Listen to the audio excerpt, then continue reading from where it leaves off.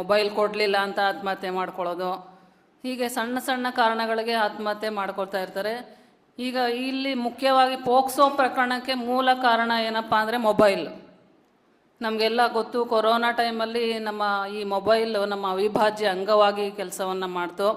ಆ ಮಕ್ಕಳು ಏನು ನೋಡ್ತಾರೆ ಮೊಬೈಲಲ್ಲಿ ನಾವಂತೂ ಗಮನಿಸೋದಿಲ್ಲ. ದಯವಿಟ್ಟು ನಿಮ್ಮ ಮನೆಯಲ್ಲಿ ಮಕ್ಕಳು ಏನಾದರೂ ಈಗ ಮೊಬೈಲ್ ಬಿಡಿ, ಅದರಲ್ಲೇ ನೋಟ್ಸ್ ಎಲ್ಲ ಕಳಿಸ್ತಾರೆ, ಅವ್ರು ಮೊಬೈಲ್ ನೋಡಲೇಬೇಕು, ನೋಡಲಿ.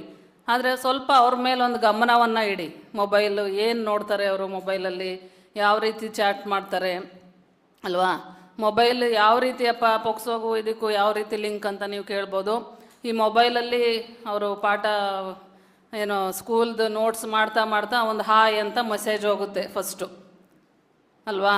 ಆಮೇಲೆ ಗುಡ್ ಮಾರ್ನಿಂಗ್ ಹೋಗುತ್ತೆ.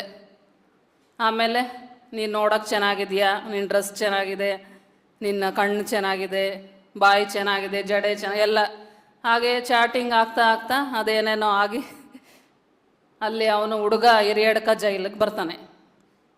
ಅದು ನಿಜಕ್ಕೂ ನಮಗೆ ಬೇಜಾರಾಗುತ್ತೆ. ಸಾಹೇಬರು ನಾವೆಲ್ಲ ಹೋಗ್ತೀವಿ, ಅಲ್ಲಿ ಜೈಲಲ್ಲಿ ಕೇವಲ 19-20 ವರ್ಷದ ಗಂಡು ಮಕ್ಕಳೇ ಇರ್ತಾರೆ. ಅವ್ರದ್ದು ಏನಪ್ಪ ನಿಂದು ಕೇಸ್ ಅಂದರೆ ಪೋಕ್ಸೋ ಕೇಸು ಮೇಡಮ್ ಅಂತಾನೆ. ಅವ್ರಿಗೆಲ್ಲ ನಾವು ನಮ್ಮ ಪ್ರಾಧಿಕಾರದಿಂದ ಉಚಿತವಾಗಿ ವಕೀಲರನ್ನು ಕೊಡಬೇಕು. ನೋಡಿ, ಅವ್ರು ಅಪರಾಧನೇ ಮಾಡಿದರು, ನಾವು ಆದಷ್ಟು ಆರೋಪಿಗಳ ಬಗ್ಗೆ ರಕ್ಷಣೆ ಮಾಡಬೇಕು ಅಂತಲ್ಲ, ಅವ್ರಿಗೆ ಅದು ಅವರ ಹಕ್ಕು, ಅದು ಉಚಿತವಾಗಿ ವಕೀಲರನ್ನು ನಮ್ಮ ಪ್ರಾಧಿಕಾರಗಳಿಂದ ಕೊಡಬೇಕಾಗುತ್ತೆ. ಇನ್ನು ಪತ್ರಿಕೆಗೆ ಸಂಬಂಧಪಟ್ಟಂತೆ ಈಗಾಗಲೇ ಸಾಹೇಬ್ರು ಹೇಳಿದಾಗ ನೀವು ಆದಷ್ಟು ಗೌಪ್ಯತೆಯನ್ನು ಕಾಪಾಡೋದು, ಸೆಕ್ಷನ್ 23 ಆಫ್ ಪೋಕ್ಸೋ ಕಾಯ್ದೆ ಪ್ರಕಾರ ನೀವು ಗೌಪ್ಯತೆಯನ್ನು ಕಾಪಾಡಬೇಕಾಗುತ್ತೆ. ಅವರ ಹೆಸರುಗಳನ್ನು ಬಹಿರಂಗ ಮಾಡಬಾರ್ದು. ಅವರ ಒಂದು ವಿಶೇಷ ನ್ಯಾಯಾಲಯದ ಅನುಮತಿ ಇಲ್ಲದೆ ನೀವು ಯಾವುದೇ ಪೇಪರಲ್ಲಿ ಅವರ ಹೆಸರಾಗಲಿ, ಹುಡುಗಿ ಹೆಸರಾಗಲಿ, ಸಂತ್ರಸ್ತರ ಹೆಸರುಗಳನ್ನಾಗಲಿ, ಅವರಿಗೆ ಸಂಬಂಧಪಟ್ಟ ಒಂದು ವಿಚಾರಗಳನ್ನಾಗಲಿ ನೀವು ಪೇಪರ್ನಲ್ಲಿ ಹಾಕೋ ಹಾಗಿಲ್ಲ. ಈ ಕಾಯ್ದೆಗಳು ಎಷ್ಟು ಉಪಯೋಗ ಅಂದರೆ ಕಠಿಣವಾದ ಶಿಕ್ಷೆ ಇದ್ದರೂ ಕೂಡ ಅದರ ದುರುಪಯೋಗ ಕೂಡ ಆಗ್ತಾಯಿದೆ.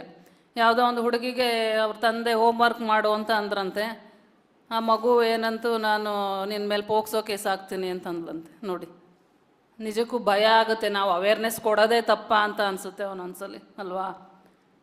ಆದಷ್ಟು ಅಂದರೆ ಈಗ ಪತ್ರಿಕೆಯ ಮಾಧ್ಯಮದವ್ರನ್ನ ನಾವು ಸಮಾಜದ ಕನ್ನಡಿ ಅಂತಲೇ ಹೇಳ್ಬೋದು. ಅವರು ಸಂವಿಧಾನದ 4ನೇ ಅಂಗ ಅಂತಲೂ ಹೇಳ್ತಾರೆ ಅವ್ರನ್ನ.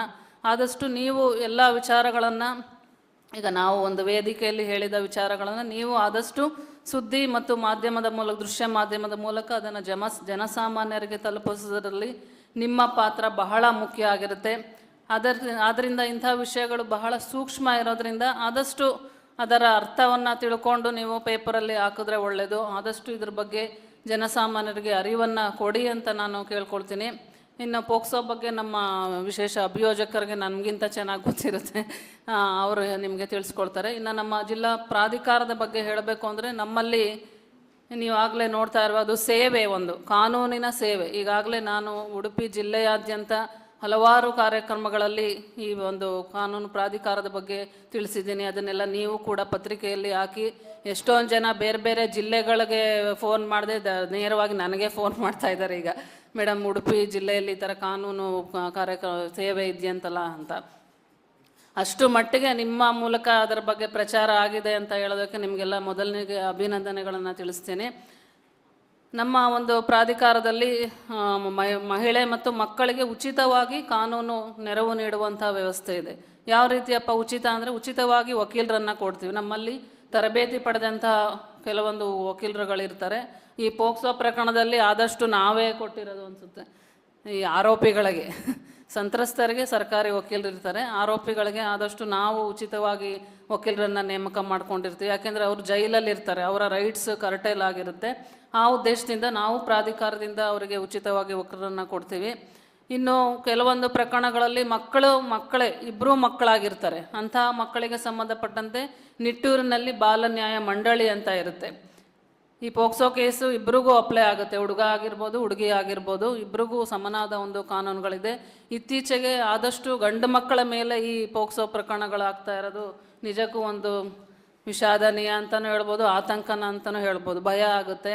ಇತ್ತೀಚೆಗೆ ಯಾವುದೋ ಒಂದು ಹಾಸ್ಟೆಲ್ ಪ್ರಕರಣದಲ್ಲಿ ಗಂಡು ಮಕ್ಕಳ ಮೇಲೆ ಲೈಂಗಿಕ ಕಿರುಕುಳ ಕೊಟ್ಟದ ಸಂಬಂಧ ಒಂದು ಪ್ರಕರಣ ದಾಖಲಾಗಿದೆ. ಅದಕ್ಕೆ ಈಗ ಅವೇರ್ನೆಸ್ ಜಾಸ್ತಿ ಆದಷ್ಟು ಪ್ರಕರಣಗಳ ಸಂಖ್ಯೆನೂ ಜಾಸ್ತಿ ಆಗ್ತಾಯಿದೆ. ನಮಗೆ ಯಾವ ರೀತಿ ಮಾಡಬೇಕು ಅಂತಲೂ ಗೊತ್ತಾಗೋದಿಲ್ಲ. ನೀವು ಲೈಫ್ ಇಂಪ್ರಿಸನ್ಮೆಂಟ್ ಕೊಟ್ಟರು ಅಷ್ಟೇ, ಎಷ್ಟು ಕಠಿಣವಾದ ಶಿಕ್ಷೆಗಳು ಕೊಟ್ಟಷ್ಟು ಅದು